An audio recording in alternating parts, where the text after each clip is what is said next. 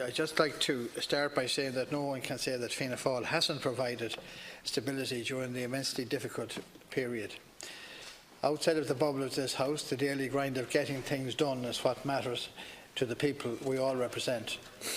There is an obsession with spin across the floor of the House, and we haven't been short of PR events and policies announced, launched and re-announced with no follow-through. The launch of Ireland 2040 took place in Sligo to deflect from the lack of investment for the region and its original draft. Fianna Fáil is focused on delivery and not on spin, not photo ops, but progress on crucial policy areas on behalf of the Irish people, despite constant provocation from most quarters. We are not in government, we are the main opposition party, and we want to get on with that job. This is a Fine Gael independent budget, but it's a further progressive budget after 5 years of regressive measures by the previous government. We have used our position to reduce the right-wing tendencies and halt their indifference to the housing crisis. We have reset the direction of our republic into one where opportunities are available for the many and not just a select few. Sinn Féin have oversaw a world record-breaking period of no government in Northern Ireland, issued a pre-budget document with a 700 million black hole in it, and took a 10-week holiday when the government formation talks took place in 2016. Somebody had to take up the cudgel in all fairness. And the other parties have no credibility in taking decisions when they dive for cover as well. So either we formed a government, as happened, and we were back to the country again. And I think if we went back to the country again, it'd be the very same thing all over again. Somebody at the end of the day would have to have got together to try and form a government, to try and represent and deal with the issues affecting all the people, as I said. In agreeing with this budget, we have provided economic stability for 2019. While we all face the consequences of the UK exiting the EU, we are all hopeful of a Brexit deal, and it's in the interest of the island of Ireland that we get one. We have secured an increase in the social housing budget and also £310 million package for an affordable housing scheme over the next 3 years. This will be aimed at families and individuals who are above the social housing thresholds but cannot afford to own their own home in their local area. Not a single affordable home has been built since 2011, when that scheme was abolished by the last government. And we all know in our daily work as politicians the number of people that's outside that income limit, where they're forced, where they cannot get on a housing list, they can get no local authority support, can't get loans because their incomes are too low, and they're caught in a bubble as well. And these are the people we have to help as well. There's sufficient state-owned land to build over 42,000 units. The new scheme will aim to build 2,500 affordable units per annum, with construction starting in 2019. Households on between 30,000 and 75,000 per annum will be eligible based on the Rebuilding Ireland Home Loan criteria. This will cover single income earners above 30,000 but below 50,000, and joint income earners above 30,000 and below 75,000. These households above social housing thresholds but unable to reasonably afford buying a new home. We propose using the central bank limit of 3.5 times the income as the definition of affordability, given that the average household income in the state is 57,000 according to the CSO, and this means a home of 200,000 is the limit of affordability for most of those people.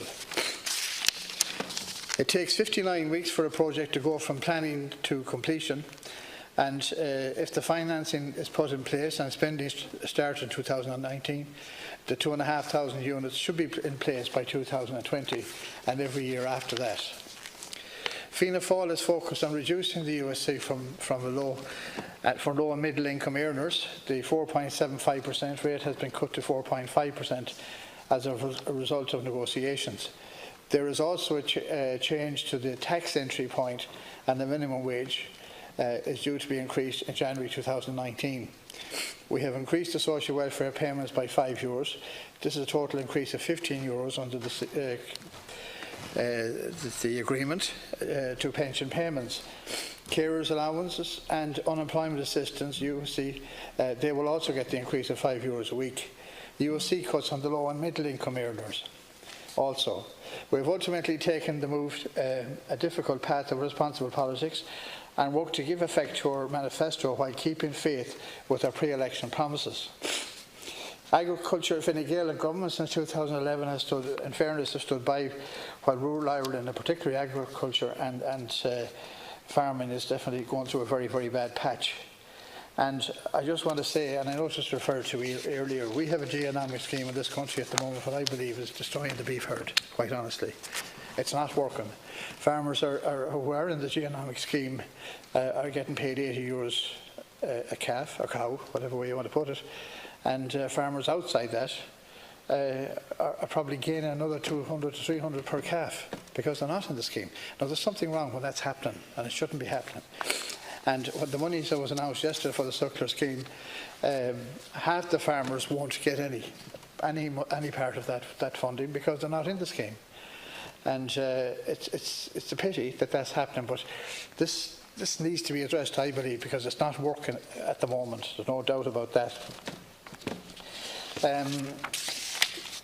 The agri-food sector is facing a major challenge with the onset of Brexit. Most of our food product is exported to the UK, and this is under serious threat, particularly if a hard Brexit takes place and we see a return to the tariffs and trade barriers.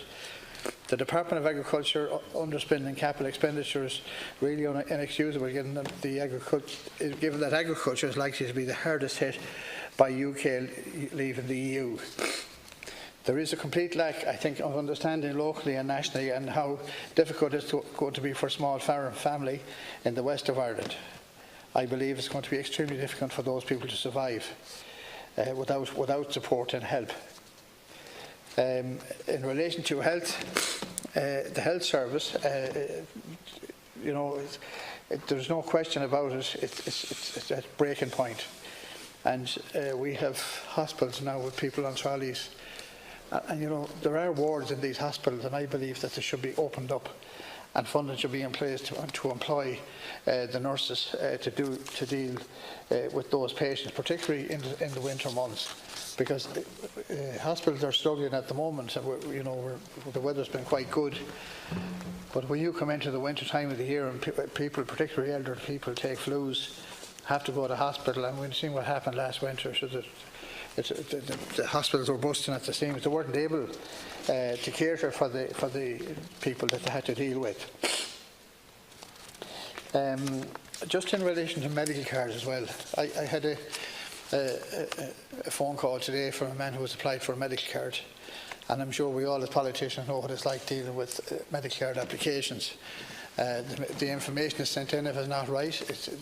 People get a text or a letter maybe 6 or 8 weeks later to say that there's more information needed. That information is sent in again. It can take 2 weeks before that's looked at, and then there can be a request for further information, and then the application could be shut down completely and the whole lot disregarded. And I think that's wrong. I had a man today who has to, after sending in all the information, first of all it was sent in, it was there for 3 or 4 months, just closed off.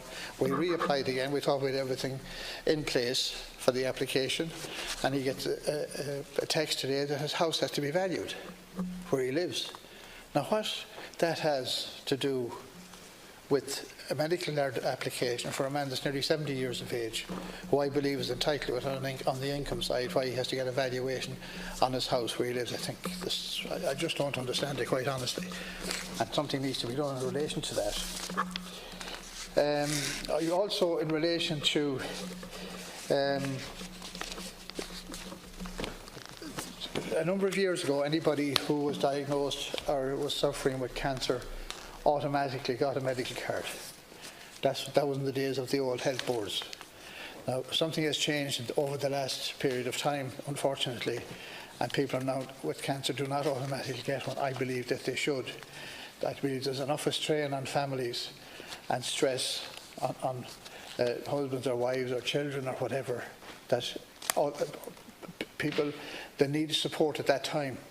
And it's a tough time on any family to get this diagnosis.